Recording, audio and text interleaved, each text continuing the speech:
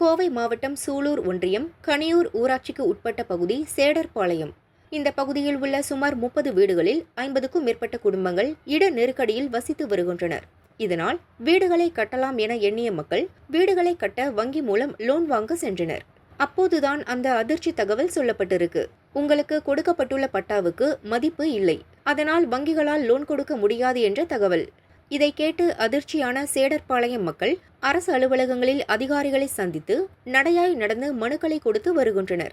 ஆனால் இதுவரை எந்த நடவடிக்கையும் எடுக்கப்படவில்லை என வேதனை தெரிவித்துள்ளனர். விரைவில் இந்த பட்டா பிரச்சினைக்கு தீர்வு காண வேண்டும் என்பதே சேடர்பாளையம் மக்களின் கோரிக்கை. ரொம்ப நாளாக பார்த்தீங்கன்னா ஒரு 150 ஆண்டுகள் இருக்குங்க. 150 ஆண்டுகளை இங்கே வசித்து வருகிறோம். எங்களுக்கு அப்போல்லாம் பார்த்தீங்கன்னா குடிசுவாதியாக இருந்தது. அப்புறம் அதுக்கப்புறம் பார்த்தீங்கன்னா கவர்மெண்ட் எங்களுக்கு தோப்பு வீடு கட்டி கொடுத்தாங்க. தோப்பு வீடு கட்டி கொடுத்ததுக்கப்புறம் பார்த்தீங்கன்னா பட்டா கொடுத்தாங்க. அது 1994 அந்த பட்டா கொடுத்தாங்க.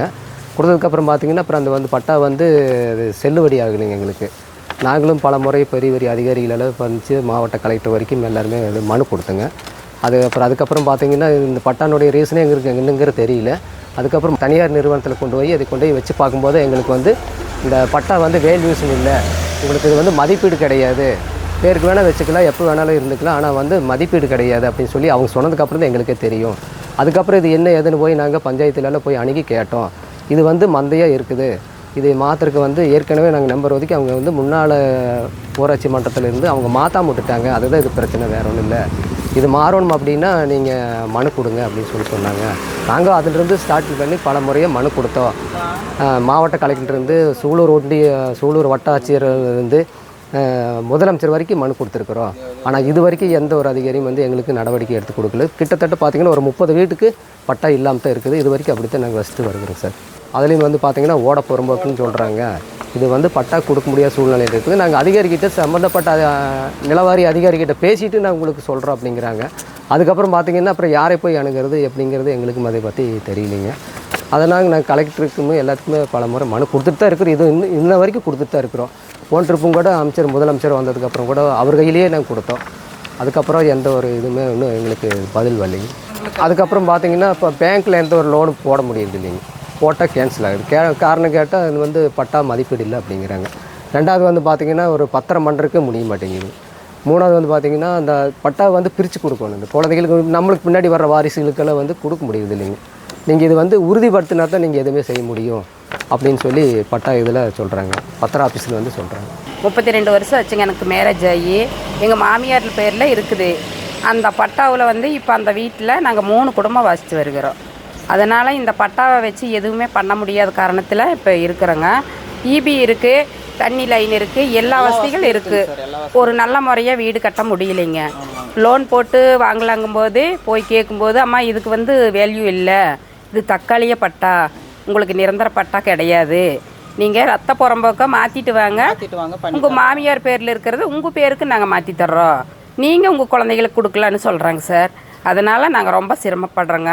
இந்த பட்டா கொடுக்குறபோது வார்டு நம்பராக இருந்துருங்க பஞ்சாயத்தில்.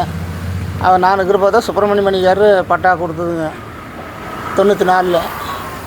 அந்த பட்டா பல வாட்டி அங்கேயும் அலைஞ்சு எப்படியும் 94 பட்டா வாங்கினோம். பட்டா வாங்கி நாங்கள் இதுன வரைக்கும் எதுவுமே பார்க்கலைங்க. இப்போ பையன் பிள்ளைகளுக்கெல்லாம் வங்கி தனித்தனியாக கலர் பண்ணி கொடுத்துடலாம் அப்படின்னு ரிஜிஸ்டர் ஆஃபீஸ் போனோம். அங்கே போய் பார்த்து இது ஆகாதப்பா, அதனால் இது ஒரிஜினல் பட்டாவு இல்லை, இது டூப்ளிகேட் பட்டாவு, நீங்கள் ஒரிஜினல் பட்டா கொண்டு வந்தால் தான் கிரையம் பண்ண முடியும், தனித்தனியாக நீங்கள் பையன் பிள்ளைகளுக்கெல்லாம் வாங்கி கொடுக்க முடியும், இப்போ நாங்கள் ஒன்றும் பண்ண முடியாதுன்னு சொல்லிட்டாப்பிள்ளைங்க. மந்தையாக இருக்குதுங்க, நத்தமாக மாற்றணுங்க சார். அதனால் நத்தமாக மாற்றி கொடுத்துட்டா எங்களுக்கு எந்த பிரச்சனையும் இல்லைங்கம்மா. எல்லாம் தண்ணி சௌகரியம், டிச் சௌகரியம், எங்களுக்கு எந்த கரண்ட்டுக்கோ எதுக்குமே எந்த இடைஞ்சலும் இல்லை, எல்லா சௌகரியமும் இருக்குதுங்க. இந்த பட்டா மட்டும் ஒரிஜினல் பட்டா கொடுத்துட்டாங்கன்னா நாங்கள் அதை வச்சு பையன் பிள்ளைகளுக்கெல்லாம் தனித்தனியாக கலர் பண்ணி கொடுத்துருவோங்க. எல்லாம் அளந்துட்டு போனால் பட்டா கொடுக்குறதாவது அளந்துட்டு போனால் பிள்ளைங்க. நான் நான் கூட இருந்து எல்லாம் அளந்துனுங்க. மணிக்கார அறை எல்லாமே அளந்து தான் கொடுத்தா மறுபடியும் பார்த்தா 2 மாதத்தில் பட்டா வந்துருச்சு வாங்க அப்படின்னு சொல்லி மணிக்காரை கூப்பிட்டு மணிக்கார ஆஃபீஸ்லேயே பட்டா கொடுத்தா பிள்ளைங்க.